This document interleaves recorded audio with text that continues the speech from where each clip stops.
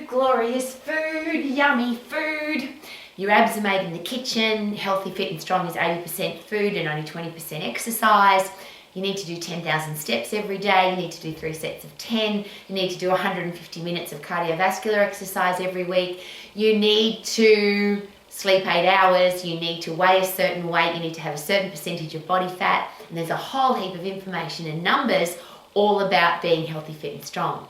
So I'm in the kitchen with a whole heap of things that people say are really bad. So I've got bread. People tell me that bread will kill you.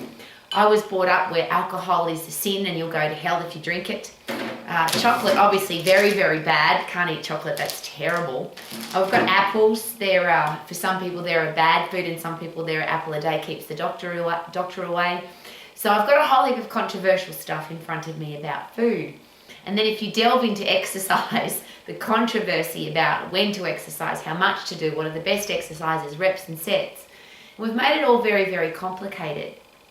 Well, here's a really important question. What if we're wrong? What if we've got it all wrong and the reason that the world is overweight, depressed, sick, doesn't recover from injury fast, a lot of people are miserable and grumpy and have a horrible life because their health and fitness is screwed up? What if we've got it wrong? And as an exercise professional, here's a great question to always ask. What if I'm wrong? Because we often defend, I'm right. My belief is right, my opinion is right. And if you listen to social media on any day at any time, there'll be a stack of people almost yelling and screaming, preaching, telling what you should do and what you shouldn't do. And have you noticed that a lot of those are opposing views? So as I always share, there's the vegan vegetarians and there's the carnivores. There's the exercise 150 minutes a week, and then there's exercise every day, and there's exercise long distance and exercise short distance, and there's all different variations of reps and sets and periodization programs, and there's a whole heap of stuff. What if we clear out all the stuff and say what is actually right versus what is opinion? And here's that great question again, what if I'm wrong? Even if you believe something to be true, and I'll use the example of a classic example, breakfast is the most important meal of the day. You'll hear that all the time. There'll be people who preach it at you. And now there's other people who say, don't eat breakfast, it's bad for you. Don't eat till 4 o'clock in the afternoon. Or if you eat breakfast, don't eat any other meal, just eat breakfast. So how do you know what's going to work? How do you know what's right? And if you ask the question, what if I'm wrong? Could that give you an open mind? And that's one of the things that as an exercise professional, and of course as an educator and the owner of the Max colleges, I have to have an open mind because things are changing all the time. What I do deal with every single day without fail are people who preach at me about what they think is right. And they often say to me, Rowie, you're wrong, that's not true, that's not a fact, the science doesn't show that. Well, I use science as a classic example. You can pick any piece of science to match your opinion.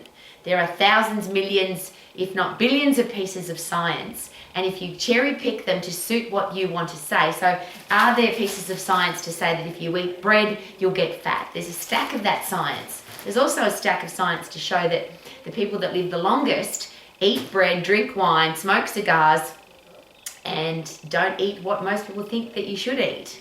So how do you know it's going to work for you? And I keep asking that question because I think it's a really personal one, not having somebody tell you what to do. And if you've got an opinion about what to eat and how to exercise, if you think you're right, the 4 questions that I always ask are this. Do you have a stack of energy? Are you performing at your best? Do you love what you see in the mirror and the way your body feels to touch it? And are you getting the results that you want from your eating and exercise plan? And if the answer is no to any or all of those 4 questions, surely what you're doing isn't working. And I know that probably sounds very harsh, but shouldn't you be able to demand from your eating and exercise plan a stack of energy, high performance, looking and feeling good, and getting the results that you want? So even if you think you're right, even if you think you've got all of the right information, and I'll use a classic example for that, people will say, well, I did that in the past and it worked for me. I tried this diet or I did this exercise program, I did a combination of both, and I got the results that I wanted. But my next question is always, how long did you have those results for?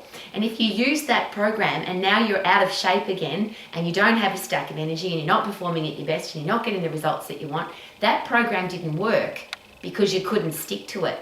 And often people blame themselves, don't they? I can't stick to it, so it must be my fault. If you find the right eating plan for you, if you find the right activity, exercise plan for you, is it possible that you'll be able to stick to it for the rest of your life? And I use the example of brushing your teeth. I don't find brushing my teeth particularly exciting, but I never miss because I like the way it makes me feel.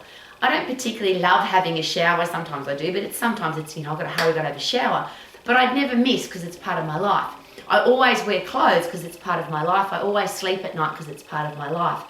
If you're eating an exercise plan just becomes a normal part of your life, not an interruption to your life, not something you have to do to lose weight and then you put weight back on again, something you have to do to be healthy and then you get unhealthy again, something that you have to do because the doctor told you or the personal trainer told you or the social media influencer told you, but you can't stick to it, surely that's not going to work for you. So what do you love to eat? And these are the things that I would love for everybody. Now this is just my personal wish for everybody. Eat what you love. Never eat what you don't like. Why would you waste calories, time, energy on food that you don't like? Eat when you're hungry. Stop eating when you're full. Have a stack of energy. Love what you see in the mirror. Perform at your best every single time you need to perform at anything. And whatever you're doing, surely you should be getting the results that you want from your eating plan and from your exercise plan. And if any of those don't fit in with your lifestyle, and that's why I always use the Smarties principle, is it something you can stick to for the rest of your life? Is it in moderation? Is it achievable? Is it realistic? Is it time efficient? Is it interesting? Is it enjoyable? And is it based on, and I'm very careful with the word science. I always now use physiology and anatomy because they're fairly set sciences. Is that how the body works? And the funny thing with food that I always ask, people say that apples are bad or bread's bad or chocolate's bad or alcohol's bad, juice is bad, you can't drink juice, got too much sugar in it. But I always break it down to the fundamentals. Food is made of carbon, hydrogen, oxygen, nitrogen. Most carbohydrate and fat, it's just carbon, hydrogen, oxygen.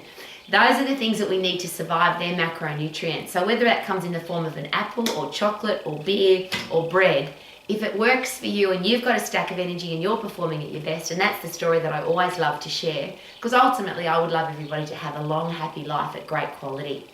And I met a beautiful man at the age of 103. He lives in a blue zone in Sardinia in Italy, where some of the oldest people in the world live. He was 103. He was smoking a cigar. He had a pizza in front of him and a glass of red wine. He just played soccer with his mates. They were dancing at the pub with this beautiful meal in front of them. And he shared with me through an interpreter that he had a beautiful wife that he was about to go home and make love to. At 103. See, we often think that by the time we're 60, 70, 80, we're going to have poor quality of life and we're going to be sick and have to go to a retirement village and get old really fast. Well, I know that's not true because I've seen people prove it wrong and I want to live my life like that. How about you? Surely living your life to the max is living every single day. We don't know how long we've got, but live as long as you possibly can with the best quality of life, with a stack of energy, performing at your best, loving what you see in the mirror, loving how your body feels, getting the results that you want and eating whatever you bloody well want and doing the exercise that fits in with your lifestyle, not what somebody tells you to do.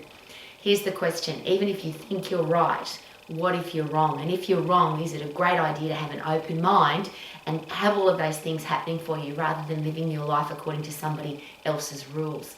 As I ask every single day, wouldn't it be nice to live your life to the max? So you can sing if you want to. I feel good, na na na na na na. I knew that I would now, na na na na na na. So good, yeah, so good. I feel good. Woohoo!